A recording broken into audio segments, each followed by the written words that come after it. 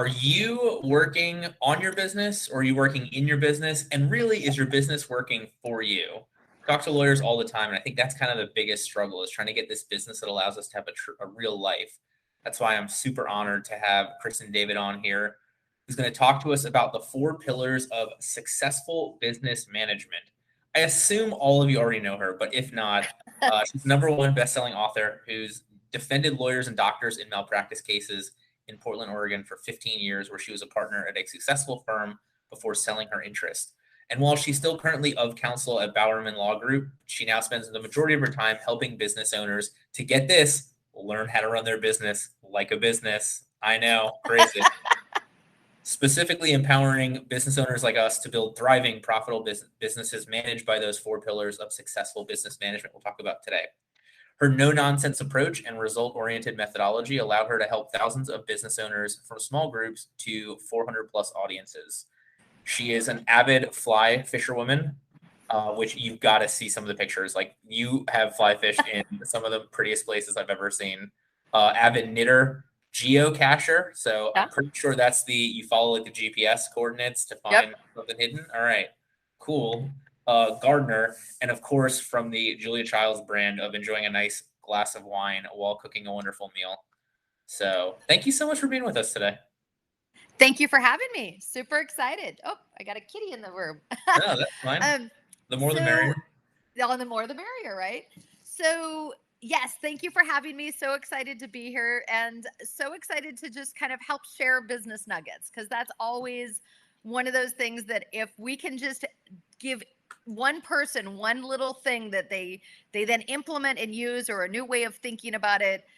Listen, law school didn't teach us how to do all these things of running a business. So sometimes you have to hear it from different directions. So happy to be on and share some of those tidbits. And honestly, the best part about these shows is usually I'm the one who picks up a couple nuggets of wisdom as well. So I'm looking forward to asking some selfish questions, but questions that'll help everybody. All right, so we're going to dive into that in about 10 seconds. But before that, I want to talk about our last episode. Last episode, a little bit different. On Monday, we had April Beach on. We talked about how you crushed the 90% online course failure rate. So for any of you attorneys who have a course or interested in putting together a course, you really have to listen to what April said as a way to kind of work with the onboarding and be something that is a good add-on to your firm as opposed to swimming upstream. So some really great nuggets of wisdom with that. But that's something you can check out after you listen to the amazing insight that Kristen has to share today. So when we're talking about this, excuse me, no-nonsense approach to successful business management, where do we have to start? Like, what's that first step towards actually getting this figured out? Maybe that's not even the right word.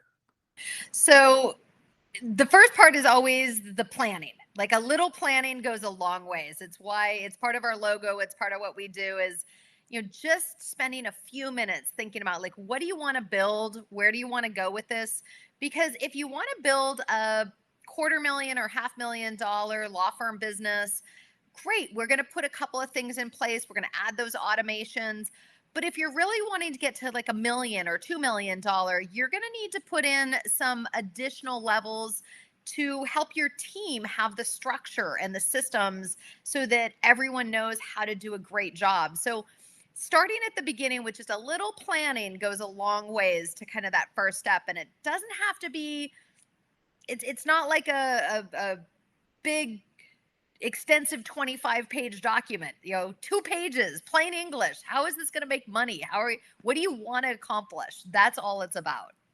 And I love the concept of what you talked about there, because I think it's really easy for people to say like, hey, every firm needs this, like add this, add more people, add this. But instead, I love that you're flipping it on its head, where it's like, what are you trying to get at the end of this? And then let's talk about what you actually need, because I know you do some great stuff on hiring a marketing director or a marketing coordinator and the size of the firm, because not everybody needs those positions. If you're going to be, a $250,000 firm, you can't really spend $150 on a director of marketing. Exactly. So that's pillar 1 is planning. Pillar 2 is marketing and sales, just like you're talking about it. Your business, falls apart if we aren't bringing the right clients in and converting them into paying clients. Or after 15 years as a legal malpractice defense attorney, I can tell you a lot of malpractice happens when you're working with the wrong kind of clients. You don't enjoy it. You don't want to pick up that file. You don't want to deal with it. They're not paying you. And then malpractice happens because we're not paying attention to that file and that client. So making sure that you're marketing and bringing in the right kind of people. So let me drop a couple of nuggets on that. And this goes with what you do, Jordan, in marketing. If you use the word, we fight for your rights, right? You're For going party. to attract a lot of people that are fighters. And if you love contested divorce and you love people that are going to argue, great. That might be your ideal client. But if you get pissed off that your clients never listen to you, they just want to keep fighting and they want to keep fighting and they won't listen to your resolution and your suggestions that it's a good negotiated settlement. Well, go back and look at the marketing that attracted that fighter in. You're bringing people in potentially who innately that's what they resonate with is just always fighting, whether they're fighting with the opposing party or whether they're fighting with their own lawyer. They like to fight. So being careful and cautious about like, who are we bringing in? Who do we like to work with? And I tend to believe that sales is all about movement. Here's where they are. Here's where they want to be. And if the law firm or business can help that person move forward, they're going to buy from you or sign up every time. And so a lot more words in your marketing and in sales about movement. Hey, we love to work with people who are ready to move forward, who want to be on the other side of divorce, who want to be on the other side of this criminal law trouble. Like getting people to really resonate with that forward movement. A, they're going to want to hire you, and B, they're going to want to get to a resolution as fast as possible. So pillar 2 is marketing and sales, and sometimes just a little bit of focused attention gets you a long ways. So I know you mentioned that concept of that ideal client, and I think we've had this discussion probably 15 times across the internet on different platforms. So where does that come in? Like, are we planning our ideal client in the planning stage, or are we planning our ideal client as we're going to the marketing stuff and sales? Actually a little more on the marketing side. I mean, you can definitely start in the planning area of like, who's that audience you want to go after. But as we get into marketing, sometimes I tend to put them into personas, which are groups or categories of people. And you might have, pick a practice area. Give me, Jordan, let's make this a real example. All right. Personal injury. Personal injury. Okay. We might have Bob and Betty, the kind of blue collar worker, and that's persona number 1. And they've got one car, they both have jobs. But if somebody gets in a car accident, the car is totaled and they don't have, they're out of work for a while, their messaging, their pain points are all about, I need money quick. I need another vehicle. I need to be able to pay my bills. Like they're freaked out about how are they going to they don't have a lot of savings, right? How are we just going to get them to the other side of this immediate problem? So different from that would be a persona of, I don't know, William and Wilma, the white collar workers, right? They have a little bit more going on in their world, and they've got some different assets saved up. They've got 2, maybe 3 cars. They're not worried about like, how do I get money fast? They want to make sure they're represented the right way. They're looking for a good client, a good attorney who is going to represent them, and that they're not going to have to, that's going to take care of it for them, right? So the messaging to maybe that audience is a little more of, we do it right. We've got you covered. We're going to take care of this so your precious time isn't wasted dealing with all the negotiations and the little things. So, your messaging by persona, you could still work with both categories, but sometimes your marketing, you're going to test a campaign and go, well, let's try to go after the CPAs or the doctors or the lawyers. And their messaging is more about, we do it the right way. Versus maybe if it's somebody that's got a kind of a 9-to-5 job and they don't have all those assets, the messaging is a little bit about, we jump in fast and get you results fast so you can get back to having a car and back to the life you were in. So yes, I think the marketing, that ideal client, we use that, develop that a lot in that second pillar, and it changes. You test, you try, you see what resonates, and then you pivot a little bit more. I love it. So, and then, it's interesting because we talk about what do you need to be different size practices. I think that also plays in here because obviously, like if you've got that really shoestring marketing budget, you're not going to have the same opportunity to get to both those people. But then, like a Morgan and Morgan, whatever, might have 17 different Yeah. ideal client avatars that they're going through along these lines. So, very correct. So at the smaller stages of growth, up to about 500,000, I definitely say like pick one or two. As you grow, you get to add in others, but it also is a little bit about your own, like who do you like to hang out with? What's your story? What's your passion? Many people really want to work with maybe a higher caliber entrepreneurs. Maybe their spouse is an engineer or an entrepreneur or an inventor, and the crowds they hang out with are more, the higher level, and that's where they network, that's where they spend their time, that's where they enjoy. On the other hand, somebody else might be passionate about giving back, doing a lot of pro bono work, and we might create a firm that has a lot more volume, but we're taking lower end cases, and we're able to process, and the way we can process more of them even as a small firm is automation, and getting things so that we can get it done fast. And so again, many different ways to build. It's about tying in though a little bit with what does the owner want to build and where's their comfort level. Well, and the beauty of it is there's a million decisions that what you just talked about are going to help make easier. If you're sitting there like, I've got the money to hire one employee, who do I hire? If you've got the, quick start clients, then you've got to add, more staff to answer the phone to get their stuff milled through. When you've got the client who really wants things done right, then maybe you want to add more of a customer service rep, a client counselor, something along those lines. Absolutely right. Absolutely. And that's why, part of what we do now is,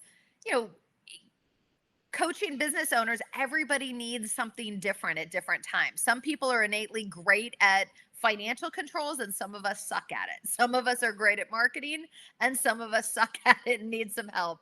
So, part of this is really taking the time to listen and say, okay, what do you need? Each person's a little different, and that's, I think, the beauty of being able to build a business that makes sense for each person is you tie into what they want to build. So love it. All right. So we've got planning, we've got sales and marketing. Anything else you want to make sure we cover before we get into the third one? No, we can always come back to some of that because they all kind of circle back around. But the third pillar is management. Now, this is the biggest pillar because, like you said, as you start to grow and you get more clients in and sales is signing people up, we need some good tools to automate everything and systematize. We need some great people, even if they're part-time virtuals, to help get some of these things off our plate. And we need some management workflows of how we're going to get the services done. And that's the combination of where people quickly get in the weeds and can't seem to unbury themselves. And so the management pillar takes a little bit of finesse. And it also, as you make more money, great, you get to hire more people. And it's kind of like Jordan, you probably see this a lot, like websites. People come in and they're like, oh, I want a website that does all these things, but their budget is very small. And it's like, okay, we got to break this into 3 phases. Like phase 1, we're going to get you a base web page with these 2 things. Then later, you could go and do this. And then later you could add advertising and other aspects. Like sometimes you have to do it in phases. You can't always get it all at once. And that's sort of with management pillar. You've got to kind of triage what can we really do right this minute versus great, as soon as we make more money, this is what we're adding in phase 2. Does that make sense? Oh, absolutely. And I just want to take some of the pressure off to everybody listening or watching this. Like, look, you went to law school to be a lawyer, and now we're talking about becoming a business owner, and now we're talking about becoming a manager, a CEO, whatever that role is, until you can offload that to somebody else. So, like, really, what Kristen just covered over the last 20 minutes, we're talking about like 3 different entire careers that people will have that you're going over in 20 minutes. So, yeah, you're sitting here like me, like, oh my God, I hate being a manager. Like, don't worry. There's a lot of things that'll go into all of this. So in my book, I tell the story of when I was a young lawyer and managing this small law firm and trying to build it. And one of my staff members, I went over to her desk and I was like, this needs to be corrected again. Like she still had made the same typos, hadn't corrected the last draft. And I put it on her desk and I walk back towards my office and she yells, no. And as I turn around to look, I see the stapler she threw flying across the room towards me. And as I'm like leaning back to avoid it, I'm mentally thinking, can I fire her? Because I didn't know as a young lawyer. Like, no one taught me HR 101. No one taught me management skills of what you do in this situation. And as as it hits the ground, the stapler's like clacking around. She's like, I'm sorry, I forgot to take my meds. And now I'm really like, oh, what in the world? Like, can I have no idea anymore if I can fire her or not now that she said that. But we don't know this stuff. Law school doesn't train us, but doctors, chiropractors, they don't get an HR course either. Business ownership is one of those areas that it's not that difficult if someone just takes the time to give us a little bit of framework. But unfortunately, too often we just end up out there and you have the Kristen David moments where the stapler flying across the room where you're like, I don't know what I don't know. We need to What do I recreate that, do? like the end of the first Matrix when he does like the slow time like bullet Yeah, dodge. I want one of those with like you dodging a stapler. that was about it. That was literally how I remember it in my mind of like the mental thought as the staple. And then like she said that, and I was like, oh, I don't know what to do. So listen, it's life is a journey, and that's also that was one of the reasons, Jordan, I wrote the book that I wrote on the 4 pillars of successful business management, is that it was like the book I wish somebody would have given me. Like, get through it in an hour, tell me what I need to know, give me some action steps so that I know what I'm supposed to do. And it's been phenomenal ride with that book. I'm actually, it was named in Forbes as one of the top 21 books to read this year. It was like it's gotten such great accolades, and it's encouraging me to write book number 2. Well, yes, and exactly why you felt the need to write that book is why it's so successful. Like here you are having walked through this and now looking back over your shoulder, metaphorically, you're like, these are the steps, these are the Yeah. stories, these are the tips, these are the things that I wish somebody had told me on day one. Yeah. And I always find that to be the easiest, but really the best way to do anything is you've been through this journey. These are the lessons. This is how you help the next person. Oh, I absolutely hope that people don't make all the mistakes that I made. Like that my job is to help make sure you avoid those. Totally. All right. So management, anything else? And then we'll go to the fourth No, one. And then we'll we'll move off of all right. management. There's a ton there, and definitely as you grow, it comes back around. So the fourth pillar is financial controls, because as you get bigger, you start having more money. You have to be a good money manager. Now, that doesn't mean you have to hire like a full controller, it's a part-time bookkeeper in the beginning, but it's just getting organized, having a rhythm, making sure you're looking at this stuff. And then it kind of full circle comes back around a little, next new level, new devil. Okay, we need to do a little planning. We need to focus some more on marketing, sales, a little more management, a little more financial controls. So as you grow your business, you keep kind of cycling through, but at different levels of growth, you need different things. Well, and I love it from the concept of like at the point that you have all these things lined up and now you've got the end result from the financial standpoint, it's easier to like track that back. Like, all right, what was, Yeah. did we plan for the right stuff? Did we have the right marketing? Is management helping us handle things correctly? And then you kind of can work your way back and forth across all 4 of them Yeah. with better numbers the whole time. Yeah, absolutely. And hey, I used to hate my numbers. Like I didn't know that I didn't have a good CPA when I first started out. He used to love to make me cry. I didn't understand all this stuff. And one of the happiest moments was firing my first CPA, getting somebody I could actually communicate with, getting a great bookkeeper. I mean, like the bookkeeper I have right now, she runs circles around me and she makes my job so easy. Like you find great people and you're like, wow, okay, this is what life is supposed to be like.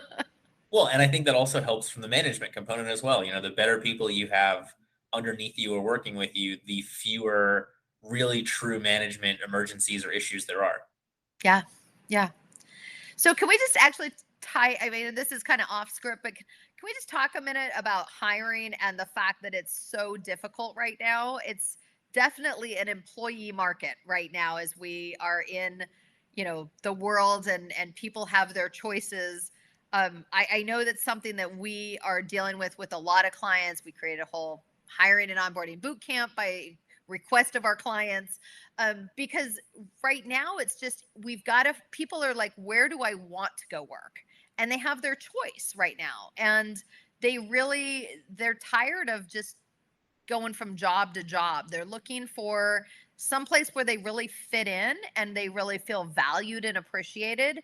And it's also the time when we can get some really amazing 7-year, 10-year, 12-year experienced people, and they'll take jobs at smaller firms because they're going to feel valued. They're going to feel appreciated. They're going to really be part of something and helping you grow. And so it's a great opportunity if you just position the offer the right way. People will take less money and they're leaving big law. They're coming and working for small firms and small companies. So it's a great opportunity. As much as it's a tough market, there's great opportunities. Well, and I think that the ability for so many more jobs to be more remote or be more virtual, be more work from home allows you a much larger talent pool. Like you're not as Yeah. geographically limited by where you are. And so, Yeah. you know, for people in cheaper parts of the country, that's to your detriment. For people in more expensive parts of the country, that's to your benefit. Yeah. Yeah. I actually was just working with some clients this week, and one was their primary. So I run a completely virtual company. About half of my clients probably run virtual companies. Some have half brick and mortar, half virtual. There's only a few that are still fully brick and mortar, but there's one that I was working with yesterday in San Francisco, which is very, very expensive. Great. So the legal team needs to be there because they've got to be able to meet with clients and deal with court stuff. But the whole admin, marketing, sales team, everything else can be not in San Francisco, right? Same thing. I've got one in San Diego where the legal team is there, but the rest of them are all in different places. Couple in Wyoming, couple in like you don't have to have your entire team all in that one location anymore, and it absolutely costs a living in some of those areas way high. Yeah. Yeah, they had there's a firm, I want to say it was like 5 or 10 years ago, out somewhere in Texas, Houston or something like that, that was doing the Silicon Valley stuff. So they had everybody in Texas. They bought a private jet. They would fly out like a week or two every month. They would send Yeah. limos to pick all the clients up to bring them in, and like they priced it out, and it was cheaper. It was still cheaper Yeah. to do that than it was to just have a regular office, in the Yeah. Silicon Valley area. Just crazy to see. And obviously, like now with all the technology over the last whatever it was 21 months, it would be that much easier to do something like that. And I think the public are ready for that. Like I think now people think nothing of, and even the courts are starting more Zoom hearings, and in some areas they're not even going back. I mean, they're just like in a lot of jurisdictions they've now formally said from now on all arraignments, all this, all that are all going to be virtual. We don't need the brick and mortar on a lot of this stuff anymore. And hopefully that will actually increase the ability to get things done and not be waiting at courthouses like I used to do as a litigator. Well, so let me spin this back on you then. From the Yeah. standpoint of that firm owner listening to this, ready to go more virtual, how does that impact? I mean, I think management's the one it probably impacts the most. There's a financial savings and whatnot, but like, what do you suggest to them when it comes to that management pillar as they're going virtual?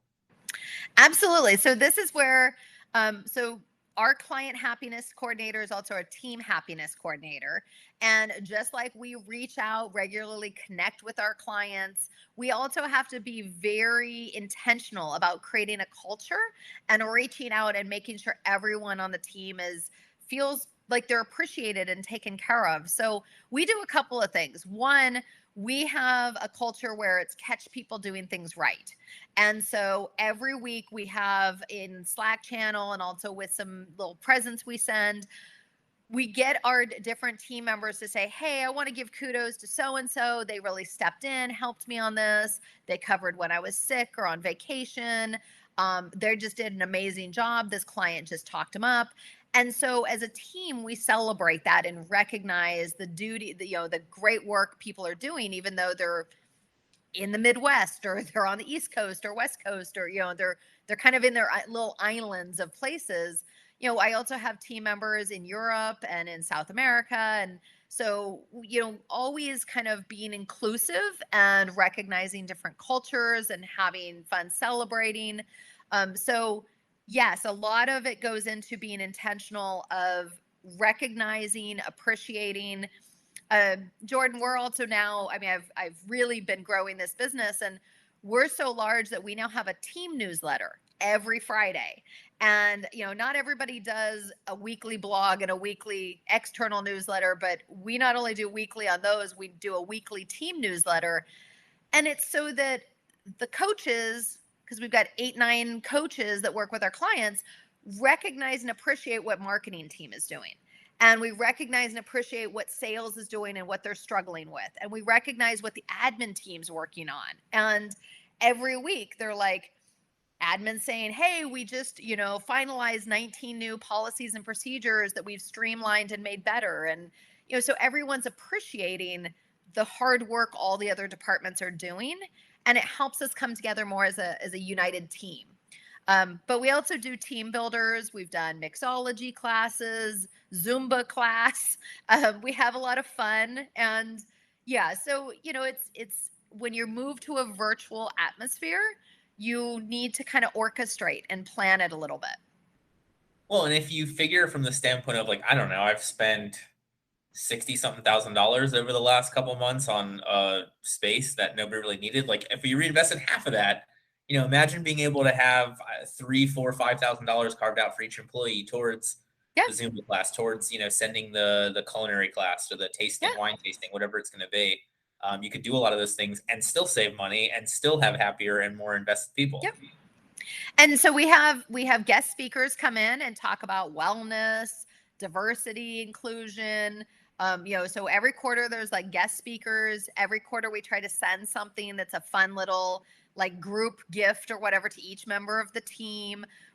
Our team happiness coordinator has a budget every month, several $100s to just spend on team members, like buying them funny things. We've sent bobbleheads and, just crazy fun things, but that tie in with what they like. And it's the same whether it's brick or mortar or a virtual. A little bit of this is that we have to take time to understand our team. How do they learn? Because some people like myself, very visual learner, some people very analytical or, need the words or everyone learns different, recognize that, and take the time to understand what drives them and what are some of their hobbies. Sometimes that helps us see, are they real competitive? Are they very nurturing? They do a lot of give back, right? We just showcased one of our team members, Real Men Wear Pink, was part of an October campaign. Hey, there we go. I don't know Coach, if you can. There you go. Coach Will was doing. And so we highlighted that and supported him and donated a bunch of money in his name. And the whole team got behind me on that one. And we had a lot of fun. So it's recognizing that people are humans outside of the business world, and getting to know people. And so that really makes it fun to like work side by side, whether it's virtual or in person. And I always love the concepts about culture, because like from my perspective, your office culture or your firm culture is your internal brand. And so when you're talking about that firm that's trying to be the go-to expert, who's trying to be the right and best fit for the highest level case, the biggest professional, whatever it is, you better be doing that stuff internally, because then your staff is on board with it. So when they're having the engagement with people, when they're doing the work, they're from that same mindset of dotting all the I's and crossing all the T's. And so it's so cool to hear, you guys going above and beyond for all these things, which I'm sure a ton of your clients then steal for their own internal use and end up finding great value out of it as well. And we try to make everything I'm a pretty open book. Everything we do, we pass on to our clients. Literally, we have swipe files in the Business Mastery College. We're like, hey, everybody, here's our give back campaign. Here's how you can do it too. And we literally give them the step-by-step procedure of how they can do it with their own team. The Thrive Project. Here's how you can do it with your team. Like all these things. But yeah, culture is how people work when you're not there. It's how they're, what they resonate with. And I would say our core values, I push core values in anytime someone's hiring, they need to be looking at their core values. Anytime they're talking about team trainings, marketing, like core values pop up all the time. We even almost every newsletter we to the team, we talk about one of the core values or highlight somebody on the team that exemplifies one of the core values. So we're always kind of tying it back in. And that's part of attracting and bringing in people, a group that like, we're also very systems orientated in my business, because that's what we help business owners do, is build systems. And so if I was actually interviewing someone and the guy kept doing this, like crossing his arms every time I said the word systems, he got like more distant and more pissed off. And I finally had to say, like, I've noticed you seem to be getting irritated about this. He goes, systems are shit. You just need to trust that we know what we're doing. And I'm like, and there's the door. Like, he didn't even make it past the first interview. And you know what? That he'll do great somewhere else, but just not Right. on my team. Right. So yes, culture is such a huge part of it, inside and out.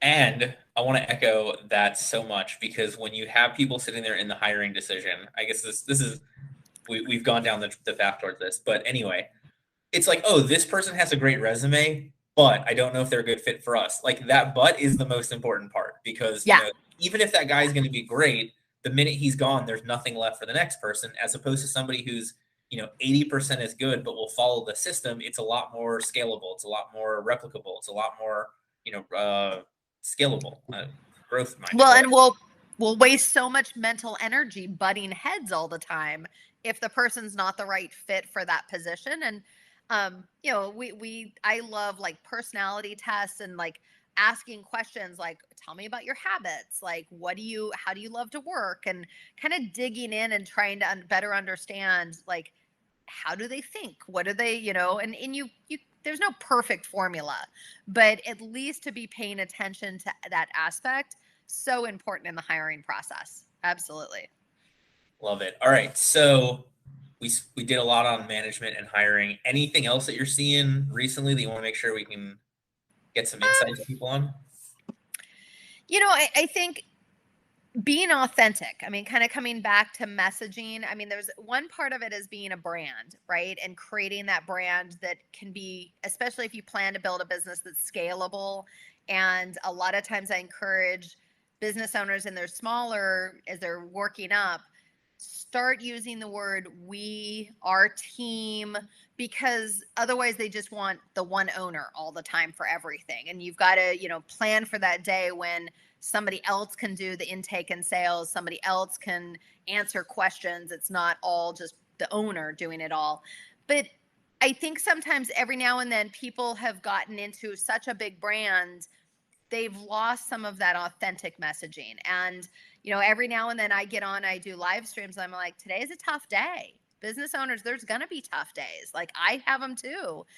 Part of it though is reconnecting with your why are you doing this? And if you're not in alignment with that, sometimes that's a note that we got to make some changes. And I've had some clients in the last couple of years that they've come to me miserable, and we've really pivoted where they're going, and they're so much happier now. And one of them has quadrupled her business and only works 24 hours a week now, right? Like, she is happy as happy. And it just, you know find what you want and what you believe in. And then when we do the marketing, let's make sure that there's some authenticity to that, and that there's, it's not all rainbows, it's not all whatever. But you want to invoke confidence in your clients, but you also need to be real, I think, is part of it.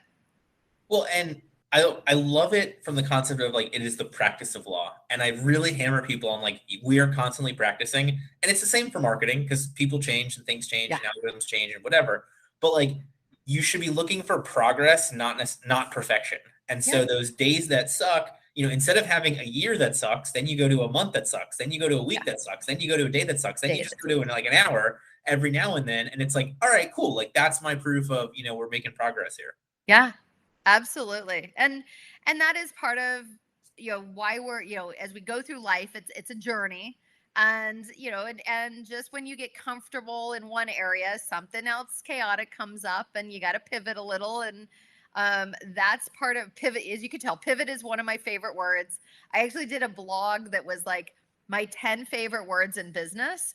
And I was going through listing them, and I got to the end of the blog as I was writing it. And then I was like, Kristen, how many of these are actually part of your core values, like words you use in your core values? Because we have like a little description afterwards. And no kidding, like they were all over in my core values. I was like, no wonder they're my favorite words. But pivot is one of those, because innovation is one of our core values. And you have to try things and streamline. And sometimes you find that it doesn't work, and there should be failures. And you should be like, well, that didn't work. We got to pivot and do something different here. And if you're not finding failure and pivoting enough, it means you're not pushing yourself into new areas enough. And but it's okay to recognize with ourselves, like when we wake up one morning and it's like, this isn't working. Yeah, okay, let's acknowledge that and let's find a better way. The first step, admitting you have a problem. So Yes. along those lines, like for that firm owner who's listening to this or watching it, are there, like, of those four pillars, are there ones that people normally get the most hung up on, or they have the similar problems, or like what do you see from your clients in terms of the most common, like, this is my issue? I would say for a lot of people, they kind of in their mind have an idea of what they want, but they haven't taken the time to sit down and kind of flesh it out a little bit more. And with just, I mean, sometimes just in a 30-minute call, triage call, we're able to help people. People tell me all the time, oh my gosh, Kristen, like I have so much more clarity now about like what I want to do. And I just like taking a few minutes to like just have some honest conversation about it.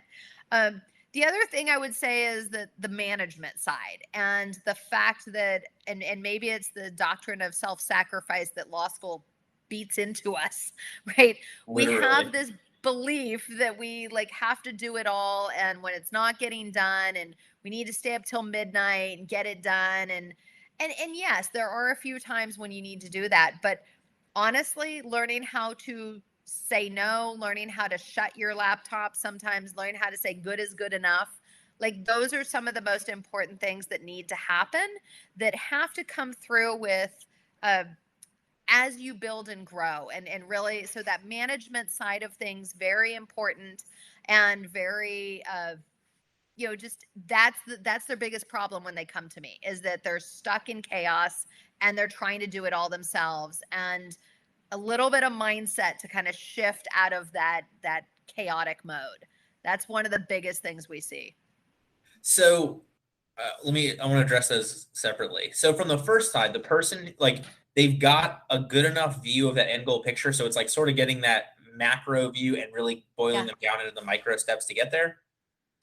Yeah.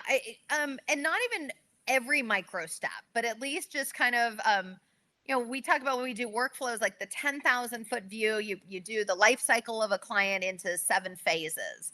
And then from there, each one of those phases, you break into the 5,000 foot view of kind of what are the big tasks. And then below that, you have the 1,000 foot view. Okay, for each of those tasks, what's the who shall do what by when, like policy and procedure that goes there. So a little bit of it is that at that planning stage, it's just like that big picture 10,000 foot view. And then starting to look at that 5,000 foot view of, okay, if I want to get here, I'm going to need an assistant to get the emails and stuff off my plate so I have more time to do this. So it's just kind of getting a little more granular and starting to go, okay, if I want this by first quarter, I need to do this in fourth quarter, and kind of backing it up a little bit. So that's, I think, a little bit of that energy and focused time creates amazing results. So, and kind of same question for the ones who are just like in that moment of chaos. Like, is that their solution also? Is really kind of breaking it down into those smaller steps, or is there like a different need? Yeah. Again, it's bringing it down and saying like, who else can help you? And they can say like, I need an assistant to do X or Y. And so that kind of builds that out. But it's one of those things where you may not always have the team to help you. They may not always have the resources and financial to have like a full-time executive assistant, but you can whittle it down and just say like, okay, this is sucking my life and time away. Who can I find, even just a friend that can help me 2 hours a week to get that off my plate? Like sometimes it's just a little bit of time and energy, and it's like, get that off your plate. Yeah, I think that kind of goes back to that, practice, not perfection. You're expecting this Yeah. amazing unicorn to come in 40 hours a week, completely change your life around. But instead, those small steps honestly, will get you a lot happier and also get you more time to put into finding the next thing that you can delegate off to somebody, or the next person you can hire, or the next thing you can outsource, or whatever it's going to be. Yeah. As we used to say in my jury instructions, it's, the practice, not the perfection of, legal services or medicine. It's, we all do our best based on what we can at the moment. There's no perfection involved. It's you triage, you make the best choices you can, but it's all about moving forward and getting as much done as you can without killing yourself.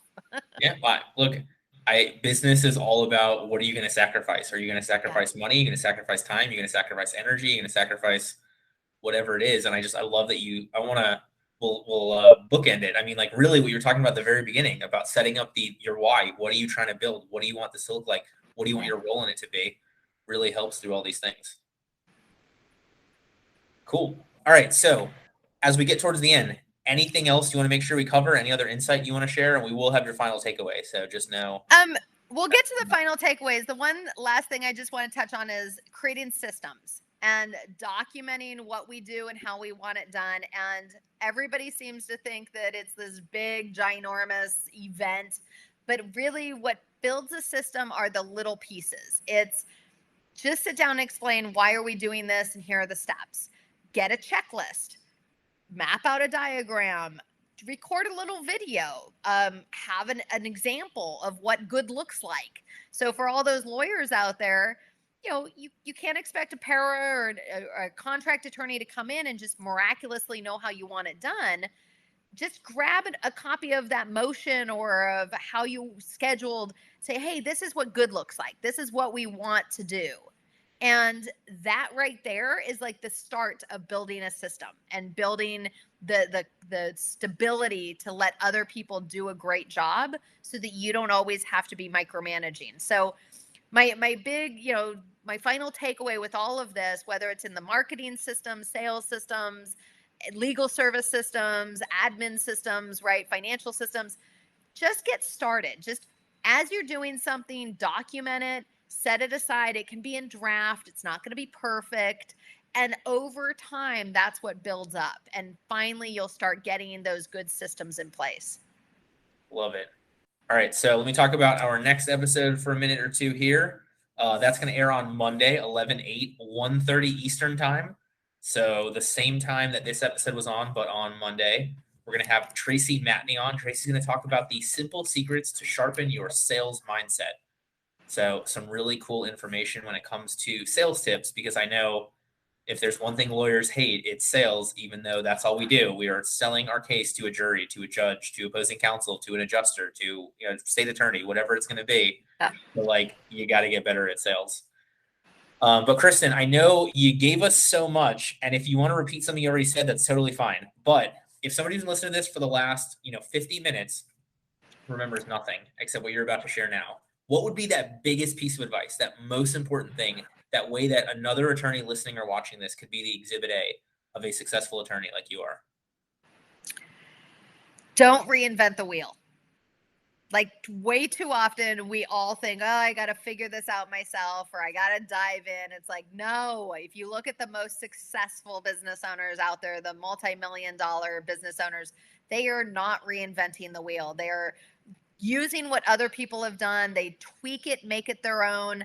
But whether it's like on the policies and procedures and systems, I mean, that's why we sell so many of them, is people are like, yes, give it to me 85% done. So there's only a little bit.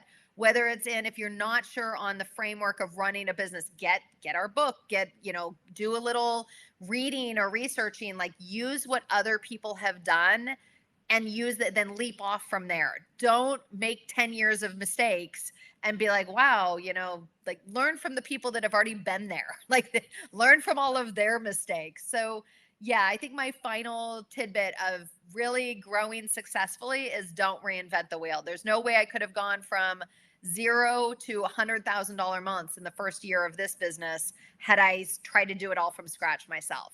Like you've got to use what other people have done and then tweak it to make your own. And seriously, everybody, like Kristen is truly walking the walk that she is telling you here. If you're interested, there's Up Leveling My Business. We've got a bunch of links here. There's really some awesome stuff that they've put together. And I love you. I mean, you mentioned this kind of as a throwaway, but to me, it sits so well. Like a lot of what you'll have created is based upon the feedback from your clients in terms of what they need, in terms of what they're looking Yeah. for, in terms of, what it is. So thank you so much for being with us. Thank you for having me.